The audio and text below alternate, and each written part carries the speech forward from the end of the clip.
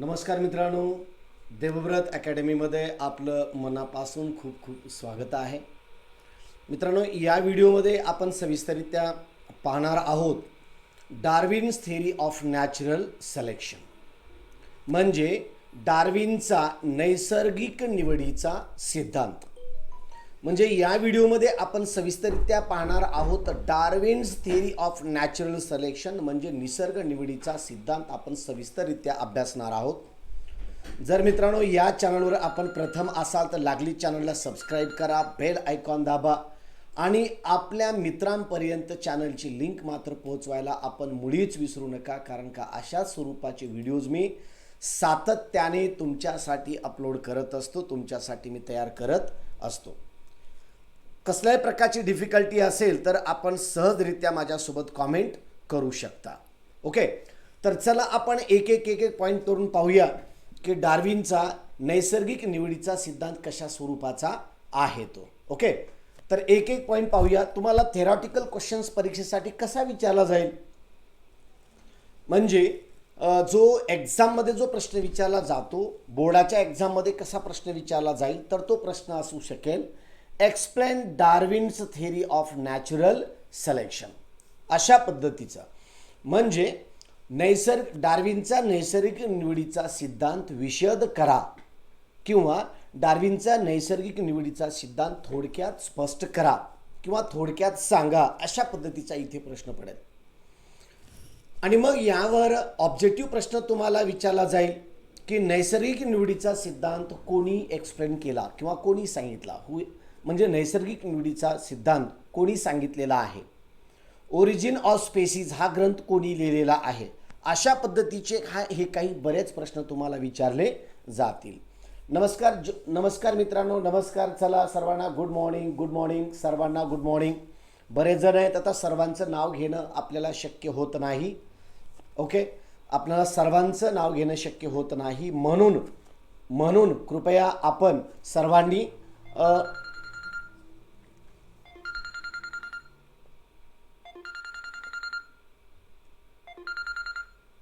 Okay, तर अशा पद्धतीने हा निसर्ग निवडीचा सिद्धांत आपण इथे सांगत आहोत. ओके, मग आता एक यावर बऱ्याच प्रकारचे वेगवेगळे प्रश्न विचारले जातात. जैसे कि बच्चों, मैं आपको मराठी, हिंदी और इंग्लिश तीनों लैंग्वेज में पढ़ाने की कोशिश कर रहा हूँ, क्योंकि बहुत सारे बच्चे हमारे गढ़चिरौली से है, बहुत सारे महाराष्ट्र मध्य प्रदेश बॉर्डर से हैं, बहुत सारे मुंबई से हैं, जो कि उत्तर भारत से है. बहुत सारे बच्चे जो कंसेप्ट देखने के लिए यूपी, बिहार वगैरह उत्तराखंड से भी देखते हैं. तो इसलिए सब बच्चों को ये वीडियो काम में आ जाए, इसलिए मैं ये मराठी, हिंदी और इंग्लिश में पढ़ाने की कोशिश करता हूँ. आप ट्राई करिए. आपको टीवी सीरियल, आपको हिंदी फिल्म बहुत जल्दी समझ में आती है, तो उसी तरह से आपको ये जो साइंस है, ये साइंस भी आपको हिंदी में अच्छी तरह से समझ में आ जाएगा. ओके, आपको फिल्म हिंदी में समझ में आती है, फिर ये साइंस हिंदी में क्यों नहीं समझ आता. ओके, चलो देखते हैं. तर Charles Darwin had collected innumerable specimens of plants and animals and depending upon the observation of those specimens. म्हणजे त्यांनी काय केलं की यामध्ये बऱ्याच प्रमाणामध्ये त्यांनी अभ्यास करत असताना काही स्पेसीजचा अभ्यास केला, काही नमुन्यांचा अभ्यास केला, काही बऱ्याच प्रकारचे जे काही प्लांट्स वगैरे घेतले त्यांचा व्यवस्थितरित्या अभ्यास केला. प्लांटचा अभ्यास केला त्यांनी, त्यानंतर सजीवांचा अभ्यास, सजीव म्हणजे सर्वच आले, त्यानंतर प्राण्यांचा अभ्यास केला, मानवाचा अभ्यास केला आणि पृथ्वी तलावर आतापर्यंत जे जे काही जीव होते त्यांचा थोडक्यात त्यांनी बऱ्याच एकदम सखोल असा अभ्यास केला. आणि सखोल अशा अभ्यासाअंती त्यांच्या असं लक्षात आलं की निसर्गामध्ये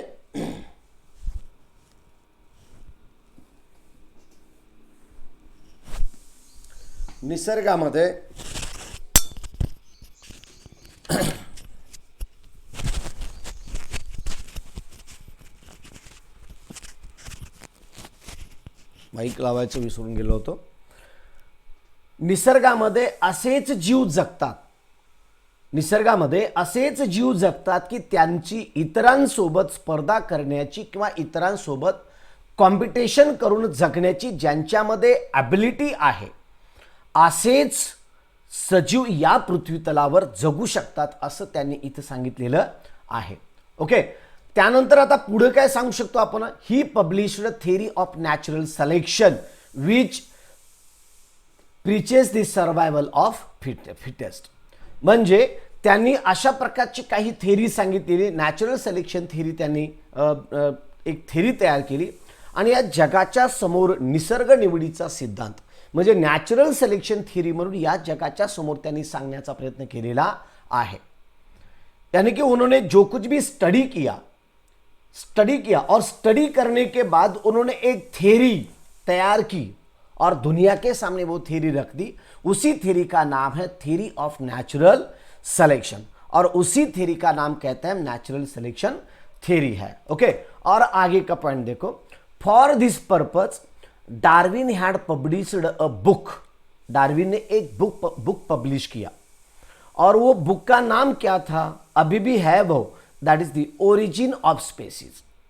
ओरिजिन ऑफ स्पेसीज अशा पद्धतीचा त्यांनी एक ग्रंथ लिहिला आणि हा ग्रंथ त्यांनी जगाच्या समोर सर्वांच्या समोर तो मांडलेला आहे. आणि त्या ग्रंथामध्ये त्यांनी या निसर्ग निवडीचा जो सिद्धांत आहे, निसर्ग कशा पद्धतीने निवड करतो, निसर्गामध्ये कोणता प्राणी जगत असतो, कोणता प्राणी जगू शकत असतो, या संदर्भामध्ये त्यांनी खूप सविस्तर माहिती देण्याचा प्रयत्न केलेला आहे. ओके, मग आता पुढे काय सांगितलंय पहा. Then while explaining the concept, Darwin says that all the organisms reproduce prolifically. म्हणजे लक्षात घ्या की त्यांनी काय सांगितलं की या निसर्ग निवडीच्या सिद्धांतामध्ये जे कोणी जगतात, या निसर्गामध्ये जे कोणी जगतात, ओके, ऑर्गॅनिझम्स रिप्रोड्यूस आणि त्यांनी ते उत्पादन करतात, त्यांनी नवीन जीवाची निर्मिती करतात आणि प्रचंड प्रमाणामध्ये नवीन जीवाची निर्मिती करत असतात. ओके, आता एक छोटीशी थेरी तुम्हाला मी या ठिकाणी सांगतो, एक उदाहरण सांगतो. एखादं आंब्याचं झाड घेतलं आपण, तर त्या आंब्याच्या झाडाखाली, आंब्याच्या झाडावर बऱ्याच प्रमाणामध्ये जे काही वनस्पती वगैरे, जे काही आंबे वगैरे लागतात आणि सर्व आंबे, लक्षात घ्या. आता थोडक्यात इथं आपण पाहूया, एक छोटंसं एक्झाम्पल याच पद्धतीने सांगतोय.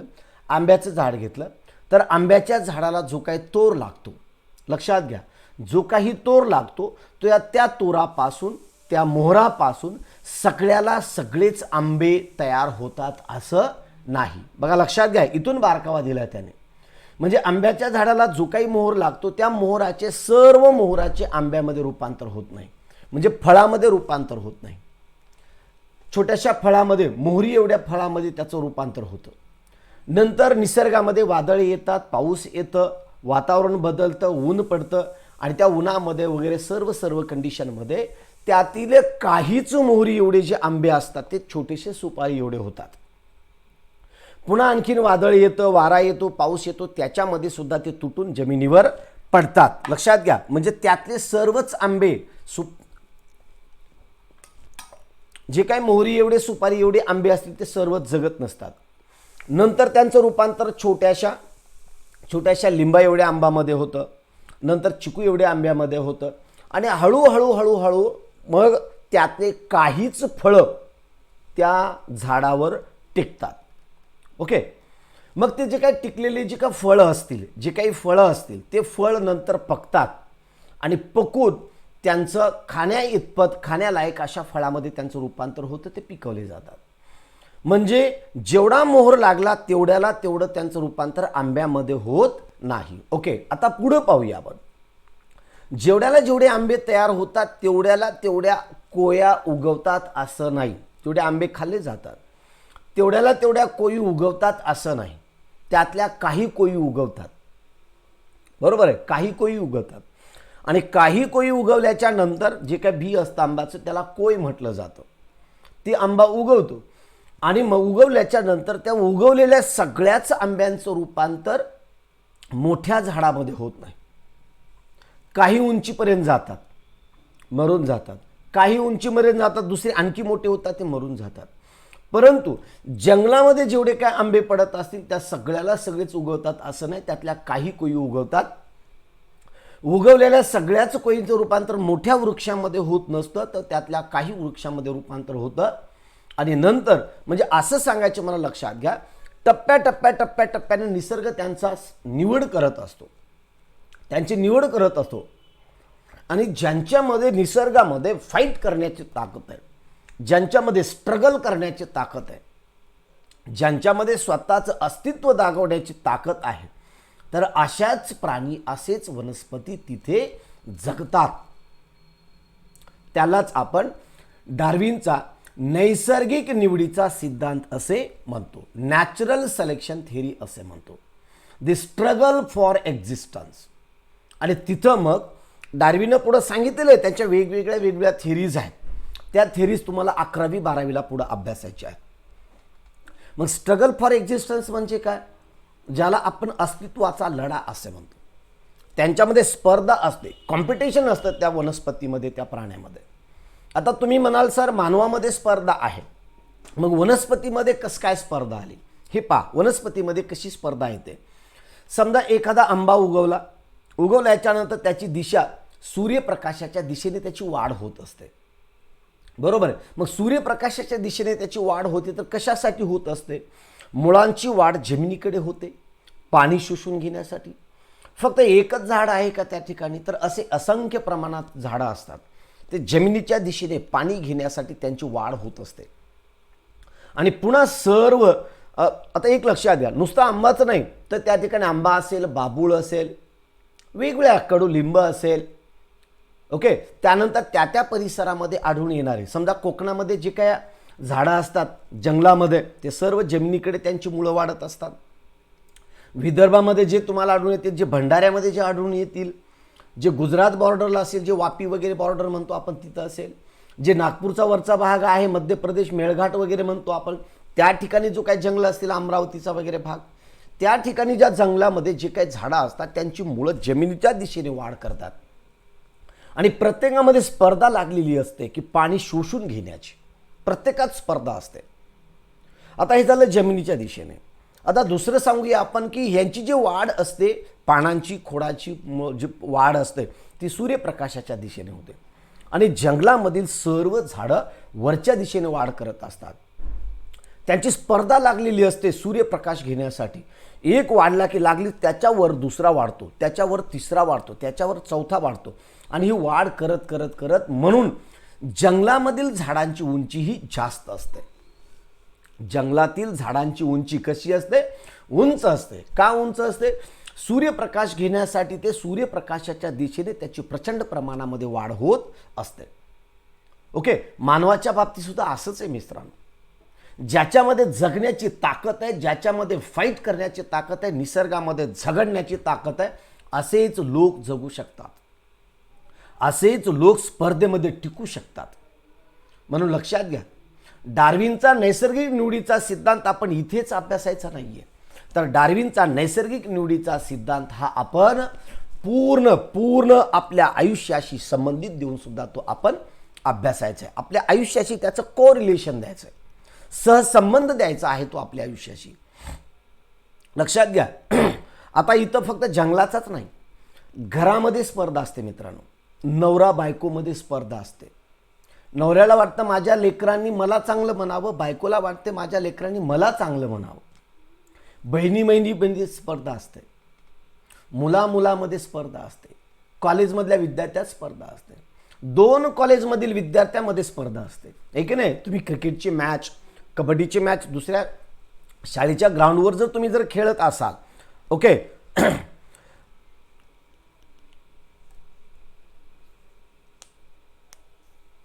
ओके, परत जे कोणी आलेले आहेत त्यांनी कसल्याच प्रकारचा कॉमेंट करू नका. जे उशिरा आलेले आहेत त्यांनी कसल्याच प्रकारचा कॉमेंट करून डिस्टर्ब करू नका. फक्त व्हिडिओ पाहायचं काम करा. किती मिनिट झाला काय नाही तुम्हाला ते पाठीमागे गेल्याच्या नंतर कळतं तिथं किती मिनिटापासून सुरू झालेला आहे. मायनस वगैरे दाखवतं त्या ठिकाणी वगैरे. तर असा चॅटिंग करू नका या ठिकाणी. मी परत मला सांगावं लागतंय, ते परत सांगायची आवश्यकता पडू नये. ओके. तर चला, आता इथं काय सांगितलं तुम्हाला? निसर्ग निवडीचा सिद्धांत सांगतोय. असे एकदम सखोलामध्ये शिकवत असताना मधामध्ये अशी काही जर चॅटिंग आली तर मग यामध्ये लक्ष विचलित होतं आणि शिकवण्यावरचं लक्ष विभागलं जातं. कसल्याच प्रकारचे कॉमेंट करू नका. ओके, मी ज्यावेळेस प्रश्न विचारेन त्यावेळेसच फक्त उत्तर द्यायचं. मग आता इथं काय सांगितलं, घराघरामध्ये स्पर्धा असते. तुम्ही एखादी क्रिकेटची मॅच असेल, तुमची क्रिकेटची मॅच, कबड्डीची मॅच तुम्ही एखाद्या दुसऱ्या शाळेच्या ज्यावेळेस ग्राउंडवर तुम्ही घेऊन जाता आणि त्या ग्राउंडवर घेऊन गेल्याच्या नंतर तुम्हाला त्या ठिकाणी 2 शाळेच्या विद्यार्थ्यांमध्ये स्पर्धा पाहायला मिळत असते. चिअरिंग करतात. एखाद्याचा गडी जर आऊट झाला, क्लीन बोल्ड झाला वगैरे, कबड्डीमध्ये तो जर हरला असेल एखादा, म्हणजे त्याला तिकडे जर पकडलं असेल तर दुसरी जे पकडतात त्याच्या जे शाळेचे विद्यार्थी असतात ते मोठ्याने चिअरिंग करतात. That is also competition. तिथे सुद्धा स्पर्धा आहे. अहो एवढंच काय, स्ट्रगल फॉर एक्झिस्टन्स सांगायचं म्हटलं तुम्हाला, अस्तित्वाचा लढा वगैरे, निसर्ग निवडीचा सिद्धांत त्याने पूर्ण सविस्तररित्या डार्विनने सांगितले. इथं थोडे पॉईंट तुम्हाला दिलेले आहेत. कुत्र्यामध्ये भांडण असतं, कुत्र्या आणि मांजरामध्ये भांडण असतं एक मटणाच्या तुकड्यासाठी, असतं की नाही. 2 जनावरांमध्ये टक्कर लागते. का लागते? That is also struggle for existence. म्हणून आपण मानव आहेत मित्रांनो, आपण मानव आहेत. तर या मानवामध्ये सुद्धा स्पर्धा असायलाच पाहिजे. लक्षात घ्या, मानवामध्ये स्पर्धा असायलाच पाहिजे. आपण कॉम्पिटिशन करायलाच पाहिजे. मी खूप व्यवस्थितरित्या एका थेरीमध्ये, एका पिरियडमध्ये मी बोलणार आहे. एक व्यवस्थित मोटिवेशनल स्पर्धेमध्ये, मोटिवेशनल स्पीचमध्ये. स्पर्धा आपल्या जीवनाचा अंग आहे. स्पर्धेत आपण उतरायलाच लागेल. स्पर्धा ही आपल्या जीवनाचा अंग आहे. स्पर्धेत उतरावंच लागेल. आणि जो स्पर्धेमध्ये उतरणार नाही तो जगणार नाही. दॅट इज दी डार्विनचा निसर्ग निवडीचा सिद्धांत. Darwin's theory of natural selection. निसर्ग अशाच लोकांची निवड करत असतो की ज्याच्यामध्ये जगण्याची ताकद आहे, ज्याच्यामध्ये निसर्गामध्ये फाईट करण्याची ताकद आहे, ज्यामध्ये कॉम्पिटिशन करण्याची ताकद आहे, अशाच प्राण्यांना निसर्ग जगू देत असतो. आणि ज्यांच्यामध्ये जगण्याची ताकद नाही आहे ना, मग वेगवेगळ्या आजाराने असेल, वेगवेगळ्या मानसिकतेनं असेल, सुसाईड असेल, ॲक्सिडंट असेल, वेगवेगळ्या कारणामध्ये त्यांचं निधन होत असतं.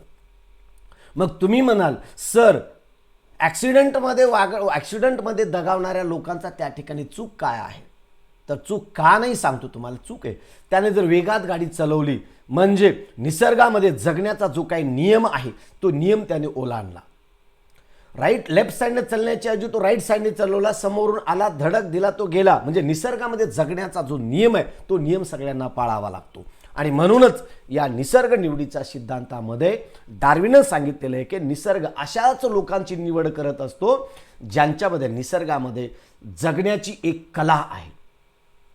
या निसर्गामध्ये जगण्याची ज्यांनी कला आत्मसात केली, जो त्या कलेबरोबर जगतोय, जो त्या स्पर्धेबरोबर जगतो, जो स्पर्धेमध्ये टिकून राहतो, अशाच प्रकारची लोक या निसर्गामध्ये जगू शकतात. हे कोण सांगितलेलं आहे? डार्विनने सांगितलेलं आहे. मग आपण एक छोटंसं उदाहरण देऊया. आपण या ठिकाणी आणखी एक कोरोनाचं उदाहरण देऊया. सध्या जो तुम्ही कोरोना जो पाहत आहेत तो कोरोना वेगवेगळ्या टप्प्यामध्ये आहे. काही लोकांना कोरोना होतो परंतु त्याच्या शरीरामध्ये तो कोरोना झालाय की नाही हे त्यालाच समजत नाही.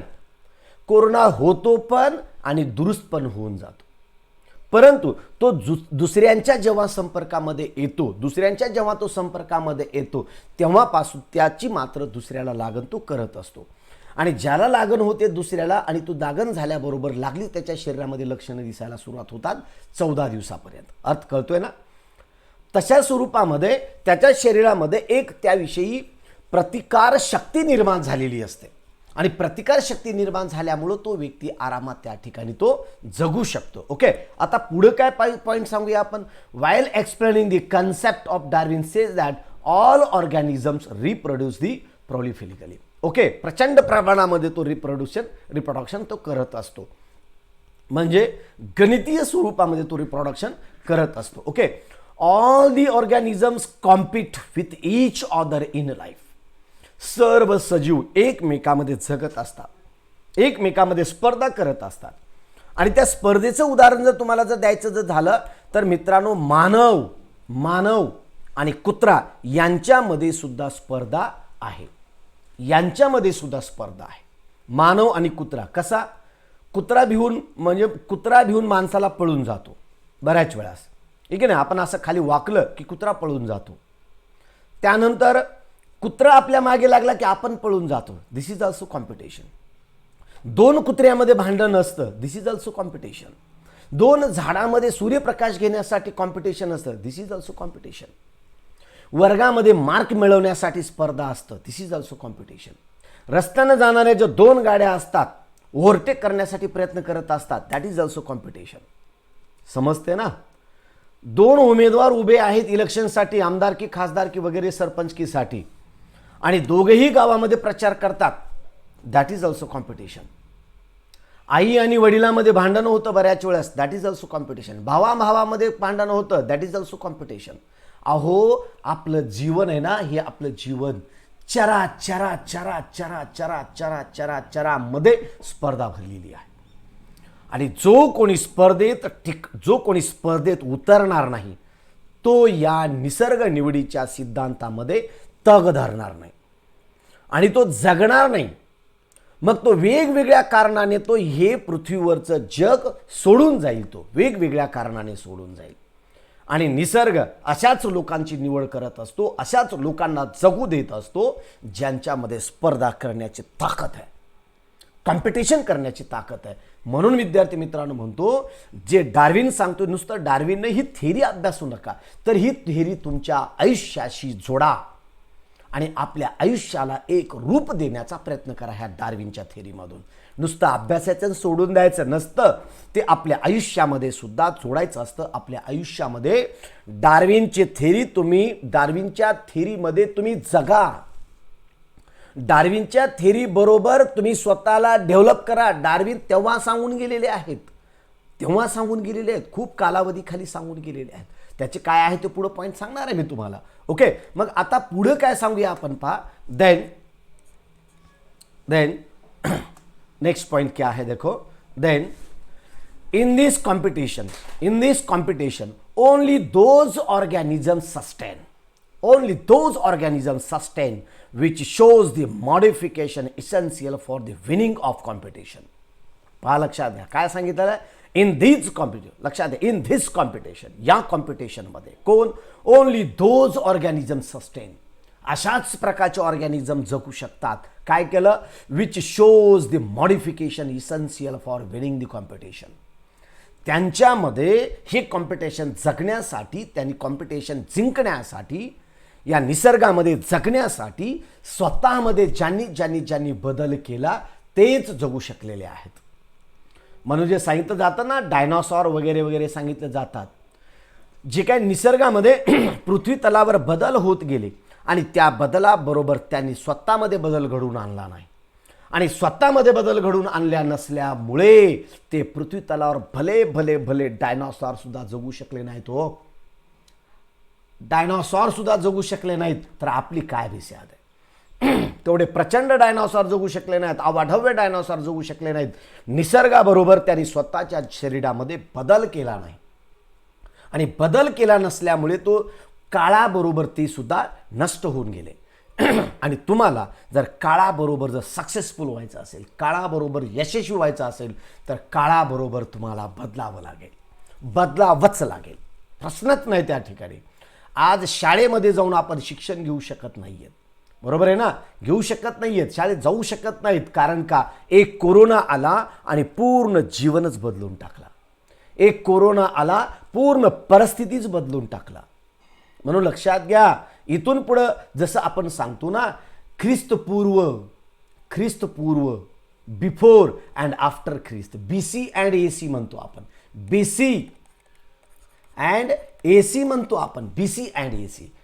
पण आता तुम्हाला BC अँड ACचा लॉंग फॉर्म काय, BC म्हणजे बिफोर ख्राइस्ट अँड AC म्हणजे आफ्टर ख्राइस्ट. जे इसवी सन आपण मोजतो ना, before Christ and after Christ आपण मोजत असतो. पण मित्रांनो, आता ते मोजायचं नाही. आता इथून पुढं प्रचंड बदल पडणार आहेत समाजामध्ये, प्रचंड बदल पडणार आहेत, आणि त्या बदलाबरोबर स्वतःला तुम्हाला बदलून घ्यावं लागेल, स्वतःला तुम्हाला चेंज करून घ्यावं लागेल. आणि इथून पुढे जे नाव असेल ना, इथून पुढचं नाव असेल, इथून पुढचे इसवी सन मोजले जातील बिफोर कोरोना.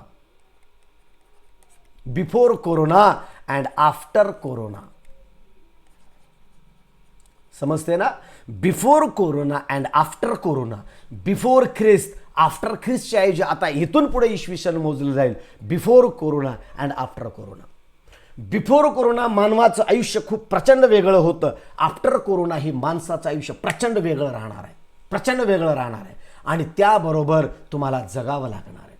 कसं जगावं लागणार आहे तुम्हाला सांगतो. मास्क वापरावा लागेल, तोच जगू शकेल. हात धुईल, तोच जगू शकेल. वारंवार तोंडाला हात लावणार नाही, तोच जगू शकेल. तोच अभ्यास करू शकेल. स्वतःमध्ये बदल करा. शाळेमधूनच जाऊन शिकेन असं म्हणता येणार नाही. तर तुम्हाला आता कॉम्प्युटरवर शिकावं लागेल, मोबाईलवर शिकावं लागेल, PDF शिकावं लागेल, पुस्तकामधून शिकावं लागेल, घरातल्या आईकडून शिकावं लागेल, घरातल्या वडिलांकडनं शिकावं लागेल, बहिणीकडनं शिकावं लागेल, परिसरातल्या शिक्षकाकडनं शिकावं लागेल आणि ऑनलाईन शिकावं लागेल. निसर्गाबरोबर बदलावं लागेल मित्रांनो तुम्हाला. दॅट नो ऑप्शन नाही आहे. आता इथं तुम्हाला पर्याय नाही आहे. बदलावंच लागेल तुम्हाला. आणि तुम्ही जर बदलला तरच या स्पर्धेमध्ये टिकू शकाल. अहो तुम्ही जर अभ्यास करत नसाल, इंटरनेट नाही आहे, माझ्याच परिस्थितीमध्ये कसं झालं, आता मीच कसे करणार, माझ्याच नशिबाला कसा आला कोरोना, नाही आहे. तुमच्या एकट्याच्या नशिबाला आलेला नाही आहे कोरोना. कोरोना पूर्ण जगातील विद्यार्थ्यांच्या नशिबा आलेला आहे. कोरोना माझ्या नशिबाला आलेला आहे. कोरोना माझ्या लेकरांच्या नशिबाला आलेला आहे. कोरोना माझ्या आईवडिलांच्या नशिबात आलेला आहे. कोरोना माझ्या गावाच्या नशिबाला आलेला आहे. कोरोना माझ्या जिल्ह्याच्या नशिबाला आलेला आहे. कोरोना माझ्या महाराष्ट्राच्या नशिबाला आला आहे, देशाच्या नशिबाला आला आहे, जगाच्या नशिबाला आला आहे. तुमच्या एकट्याच्या नशिबाला नाही आहे. म्हणून त्याला दोष देऊन स्वतःला सुरक्षित ठेवू नका. त्याच्याबरोबर जगायचा प्रयत्न करा. कोरोनानं सांगितले आता बदला, आता बदलावंच लागेल. आता बदलावंच लागेल. स्पर्धेत उतरावंच लागेल. आणि डार्विननं जे सांगितले ना तुम्हाला, त्या पद्धतीनेच तुम्हाला जगावं लागेल. अन्यथा no option, no option. Okay, तुम्ही जगू शकणार नाहीत. मग तुम्ही जगू शकणार नाही. जर स्वतःत बदल नाही केला तर तुम्ही जगणार नाही. स्वतःत बदल काय करायचा आहे? तोंड धुवायचं आहे, मास्क वापरायचं. तोंड धुवायचं नाही वारंवार, मास्क वापरायचा आहे. हात स्वच्छ करायचे, शरीर स्वच्छ करायचे, सॅनिटायझर वापरायचे, लोकांपासून दूर राहायचं. मच कुठेही जाऊन फिरायचं नाही, मच कुठेही हात लावायचा नाही, मच तोंडाला हात लावायचा नाही. बऱ्याच गोष्टी आहेत. ओके, चला आता आपण पुढं पाहूया. काय सांगितलेलं आहे? कॉम्पिटिशन सांगितलं मित्रांनो. काय सांगितलेलं आहे? Those organism sustain which shows the modification essential for winning the competition. स्वतःमध्ये ज्यांनी बदल केला तेच जगले. ज्यांनी बदल नाही केला त्यांनी जगलेले नाहीत. भले भले भले भले वाहून जातात. ओके, जसं म्हटलं जातं, तुकाराम महाराजांनी म्हटलेलं आहे. काय म्हटलेलं आहे? महापुरे झाडे जाती तेथे लव्हाळे वाचती. बरोबर आहे ना? महापुरे झाडे जाती तेथे लव्हाळे वाचती. कसं? झाड हे ताठर असतं, त्यांनी पाण्याच्या वेगाबरोबर बदललं नाही म्हणून झाड वाहून जातं. आणि लवाळी मात्र पाणी आल्याबरोबर झुकते, पाणी निघून जातं. पाणी गेले की पुन्हा टाईट होते, पुन्हा झुकते, पुन्हा टाईट होते, पुन्हा झुकते, पुन्हा बदलते ती पाण्याच्या प्रवाहाबरोबर.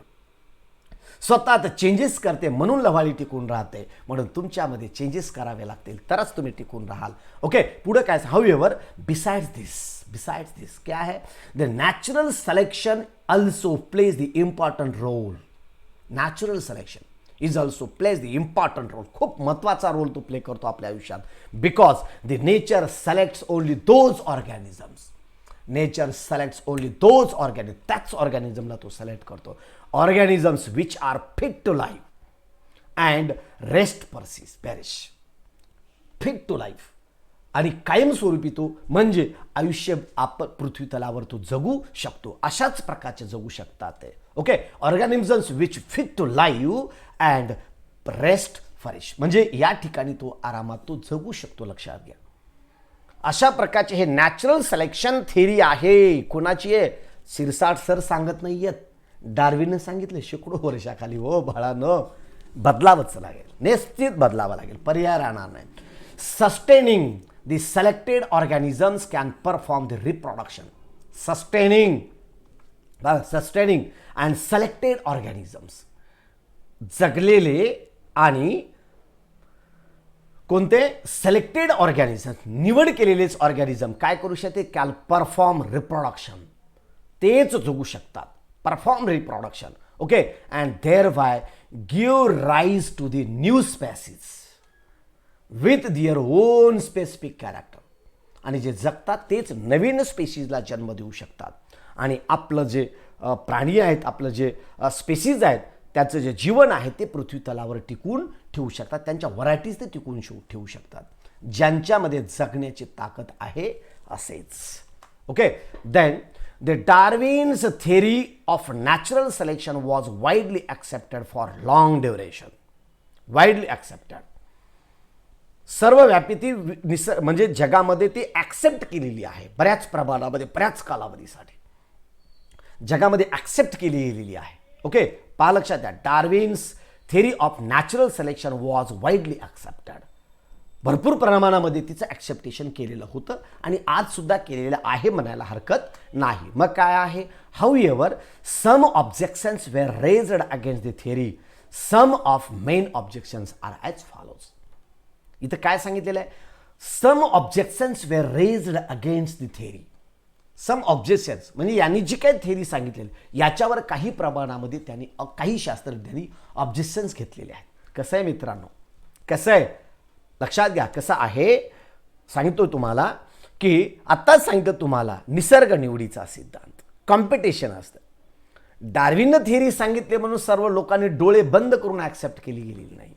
डार्विनच्या थिअरीवर बऱ्याच जणांनी आक्षेप घेतले गेले, बऱ्याच जणांनी आक्षेप घेतले आणि त्यांनी सांगितलं तुम्ही असं असं म्हणतायत ना, तर प्रूव्ह करून दाखवा. विज्ञान सांगितल्या गोष्टीवर चालत नसतं, तर विज्ञान प्रूव्ह केलेल्या गोष्टीवर ते चालत असतं. विज्ञान सिद्धतेवर चालत असतं, विज्ञान वास्तवावर चालत असतं, विज्ञान थेरीवर चालत असतं, विज्ञान सिद्ध केलेल्या प्रमाणावर चालत असतं आणि त्याची वाढ होत असते. म्हणून विज्ञानामध्ये उगीच सांगितलं आणि मान्य केले नाही चालत. आपण एखाद्यानं जो म्हटला एक होता राजा आणि तो आकाशामध्ये उडत फिरत होता, तर लागलीच विज्ञान म्हणतं एक होता राजा आकाशात उडत फिरत होता ना, माकडा तू फिरून दाखव आकाशात उडून. नाही नाही मला फिरता नाही. मग माकडा राजा कसा फिरेल रे? लक्षात, राजा कसं काय फिरू शकतो? तुला फिरता येत नाही, आकाशामध्ये उडता येत नाही, मग राजा कसा उडला? नाही त्याला पंख होते, तुला का नाहीत? सिद्ध करून दाखवावं लागतं. लक्षात द्या, विज्ञान सांगितलेल्या गोष्टीवर चालत नाही. पाठीमागे सांगितलं तुम्हाला, जसं की माझी बाथरूम 3 एकरची बाथरूम आहे, नसतं, सिद्ध करून दाखवावं लागतं. ओके, त्यानंतर पुढचं आता कोणते कोणते ऑब्जेक्शन्स आहेत जे की निसर्ग निवडीच्या सिद्धांतावर बऱ्याच जणांनी ऑब्जेक्शन्स घेतलेले आहेत. आता काय ऑब्जेक्शन बघा. Natural selection is not only factor responsible for evolution. तर त्यांनी काय सांगितलं आहे, नुसत्या नॅचरल सिलेक्शनवरच इव्होल्युशन ही प्रक्रिया घडलेली आहे का? तर नाहीये. जेनेटिकल चेंजेस होत गेले. मग जेनेटिकल चेंजेस कोणते कोणते होत गेले? गुणसूत्रीय बदल होत गेले, डीएनए आरएनए मध्ये बदल होत गेले. मग डीएनए आरएनए मध्ये कोणत्या प्रकारचे बदल होत गेले? तर डीएनए आरएनए मध्ये mRNA, tRNA, ॲडेनाइन, ग्वानाइन, थायमाइन वगैरे जे काय सायटोसाइन हे जे काय पेअर्स होते, या पेअर्समध्ये म्युटेशन होऊन गेलं आणि नंतर त्याची लिंकेज बदलली गेली आणि लिंकेज बदलत बदलत एक थोडासा जीव, वेगळा असा जीव तयार झाला म्युटेशनमुळे. लगेच त्याच्यामध्ये आणखीन पुढे बदल होत गेला, आणखी पुढे बदल होत गेला, आणखी पुढे बदल होत गेला मित्रांनो. आणि बदल होत होत होत होत तुमच्या माझ्यासारखा असा हा प्राणी तयार झालेला आहे. आपल्या नखं आहेत ना, आपल्या हाताला नखं आहेत ना, जसे कोंबड्याच्या पायाला नखे असतात ते आपल्याला नखं आहेत. आपलं नाक आहे, आपलं तोंड आहे, डोळे आहेत, भुवया आहेत, केस आहेत, शरीरावरचे केस आहेत, पायांना नखं आहेत. तुम्ही पहा, पक्षाला पंखाला सुद्धा नखं असतात, मध्ये पण दिसत नाहीत आपल्याला. आपण जर हातात घेऊन जर चापून जर पाहिलेत पक्षी तर दिसतात. मग त्यांच्या पुढच्या पंखाला नखं असतात तर आपल्या हाताला नखं आहेत. त्यांच्या पायाला नखे असतात उकरण्यासाठी, पकडण्यासाठी, तर आपल्या पायाला सुद्धा नखे आहेत.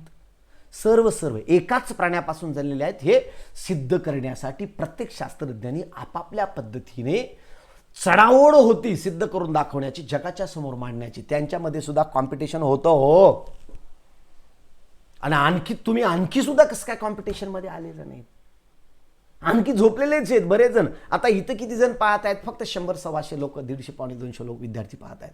पण बाळांनो, असे शेकडो लोक विद्यार्थी आहेत, हजारो विद्यार्थी आहेत की आणखी ते निवांतच आहेत. कोरोना आलाय, संपल्यावर पाहू. कोरोना आलेला आहे, संपल्यावर पाहू. अरे कोरोना संपणार नाही, त्याच्याबरोबर तू संपून जाशील बाळा. लवकर जागा हो आणि लाग कामाला. डार्विनने सांगितलंय तुला natural selection theory. Okay, then पुढं सेकंड पॉईंट काय? Darwin did not mention any explanation about useful and useless modifications. Useless modification. Darwin did not mention any explanation about useful and useless modification. लक्षात घ्या, Darwin did not mention, त्यांनी mention केलेलं नाही कोणतं, explain the about useful and useless modification. Useful and useless म्हणजे शरीरामध्ये आवश्यक असणाऱ्या घटकांची वाढ होत गेली आणि नष्ट ज्यांची गरज नाही अशा अवयवांचे काय झाले ते नष्ट होत गेले. अशा प्रकारची जी थेरी आहे, अशा प्रकारचे जे काय मुद्दे आहेत ते मुद्दे मात्र डार्विननं सांगितलेले नाहीत, डार्विननं सांगता आले नाहीत किंवा त्यांनी सांगितलेले नाहीत अशा प्रकारच्या या थेरीमध्ये. ओके, मग आता पुढे काय सांगता येईल आपल्याला, explanation about the useful and useful. पा लक्षात घ्या, उपयोगी आणि निरुपयोगी बदलांचे डार्विनने एक्सप्लेनेशन दिलेलं नाहीये. उपयोगी आणि निरुपयोगी. उपयोगी आणि निरुपयोगी म्हणजे ज्यांचा उपयोग आहे ते वाढत गेले, आता पुढे आहे ते लॅमार्क थेरीमध्ये, आणि ज्यांचा उपयोग नाही ते नष्ट होऊन गेले. यूज अँड डिसयूज थेरी, ती लॅमार्कची थेरी आहे, ती पुढे पाहणार आहोत आपण. ओके, देन आता पुढे काय सांगतात आपणास यामध्येच, देन पहा, there is no explanation about slow change and abrupt changes. म्हणजे सावकाश होणारे बदल व एकदम होणारे बदल यांचा उल्लेख त्यांनी केलेला नाहीये. सावकाश होणारे बदल म्हणजे एखाद्या प्राण्याच्या शरीरामध्ये हळुवारपणे होणारे जे काही बदल असतात, हळुवारपणे होणारे बदल म्हणजे शेकडो लाखो वर्षाच्या नंतर जे काही शरीरामध्ये बदल आढळून येतात त्यांना, त्या बदलासंदर्भात त्यांनी सांगितलेलं आहे. त्यांना म्हणतो आपण सावकाश बदल. आणि दुसरा आहे एकदम होणारे बदल, एकदम अचानक होणारे चेंजेस म्युटेशनमध्ये.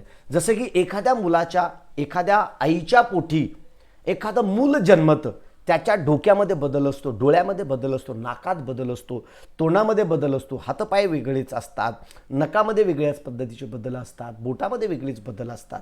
हे जे बदल आहेत ते अचानक झालेले, त्या आईच्या शरीरातून जन्म घेतलेल्या त्या बाळाच्या शरीरामध्ये आलेले बदल, या बदलाच्या संदर्भात डार्विननं सांगितलेलं नाहीये.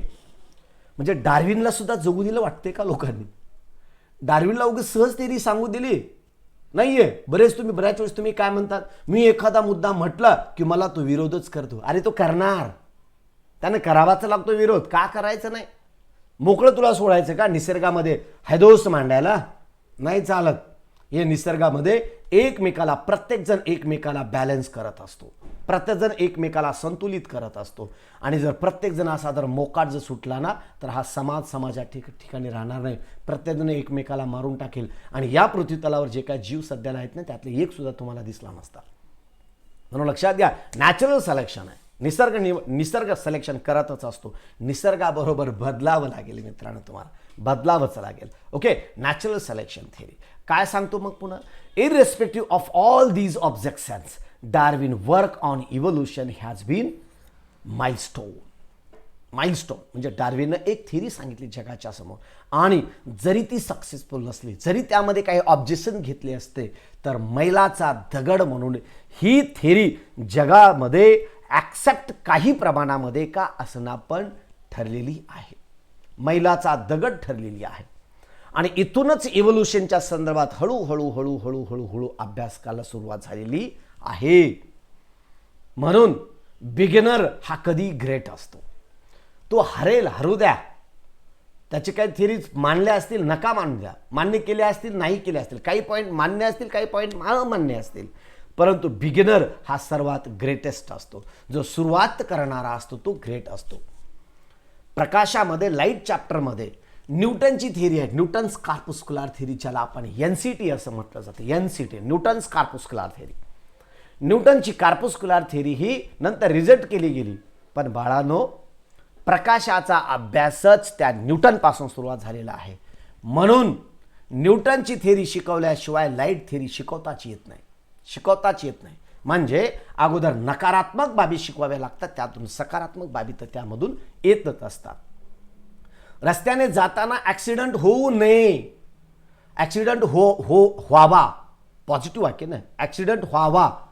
जर आपण ग्रॅमॅटिकली जर पाहिलं, ॲक्सिडेंट व्हावा, ॲक्सिडेंट होत आहे, हे पॉझिटिव्ह वाक्य आहे ना, आहे हे पॉझिटिव्ह वाक्य आहे. पण मिनिंग त्याचा निगेटिव्ह आहे. लक्षात घ्या, अशाच स्वरूपामध्ये निसर्ग निवडीचा सिद्धांत आहे. तुम्हाला निसर्गाबरोबर बदलावंच लागेल. निसर्गाने चॅलेंज केलंय तुम्हाला, कोरोनानं चॅलेंज केलेलं आहे आणि कोरोनाचं चॅलेंज तुम्हाला स्वीकारावंच लागेल.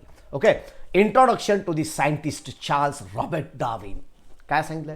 1809 टू 1882, 1809 ते 1882 या कालावधीमध्ये. ओके, काय सांगितलं त्यांनी? This English biologist proposed the theory of evolution. Theory of evolution या व्यक्तीनं सांगितलेली आहे. ओके, काय? He showed that all species of living organisms have been gradually evolved, उत्क्रांत होतात, evolved over the period of thousands of years from the common ancestors. हजारो वर्षापासून वेगवेगळे त्याच्या शरीरामध्ये बदल होत गेले आणि आज हा नवीन स्वरूपाचा प्राणी अस्तित्वात आहे असं डार्विनने सुद्धा मानलेलं आहे. Okay, and then he proposed that the principle of natural selection is responsible for this evolution. Natural selection ही एक थिअरी आहे आणि यामध्ये हळूहळू आपल्या शरीरामध्ये त्याने अडॉप्टेशन्स करत आले. अडॉप्टेशन्स आपल्या शरीरामध्ये बदल करत आला, चेंजेस करत आला आणि जसा निसर्ग आहे तसा बदल करत राहिला. आणि म्हणून ज्यांनी ज्यांनी ज्यांनी ज्यांनी ज्यांनी ज्यांनी ज्यांनी आपल्या शरीरामध्ये बदल केले तेच जगले आणि ज्यांच्या शरीरामध्ये बदल होऊ शकला नाही, जो कोणी स्वतःला बदल करू शकला नाही, तो मात्र या पृथ्वी तलावरून नष्ट झालेला आहे. भल्या डायनॉसॉरला ह्या निसर्गाने सोडलेलं नाही आणि तुम्हाला आणि आम्हाला सोडतो का? अहो, निसर्गाला जीव हा जीव आहे. ती मुंगी असेल, डायनॉसॉर असेल, समुद्रातला देवमासा असेल किंवा पृथ्वी तलावर हा जगणारा तुमच्या माझ्यासारखा मानव असेल, त्याला फक्त हा जीवच आहे. मानव काही देणं घेणं नाही त्याला. म्हणून निसर्गाने हा कोरोना हा जो व्हायरस आहे तो आलेला आहे. म्हणून त्याच्याबरोबर तुम्हाला बदलावं लागेल. चला, आपण सर्वजण बदलूया, आपण आयुष्य घडूया, आपण जगूया आणि जगण्यासारखं इतपत अशा प्रकारचे बदल आपण आपल्यामध्ये करून घेऊया आणि यशस्वी, मजेशीर, आनंदामध्ये, सक्सेसफुल कॉम्पिटिशनमध्ये उतरून हे जीवन आपण जगूया आणि हे चॅनलसुद्धा वाढवूया. जर व्हिडिओला लाईक केले नसेल तर लागलीच व्हिडिओला लाईक करा, कमेंट करा आणि आपल्या मित्रांपर्यंत ह्या व्हिडिओची लिंकसुद्धा शेअर करा आणि त्यालासुद्धा कळू द्या की निसर्गानं काय सांगितलेलं आहे.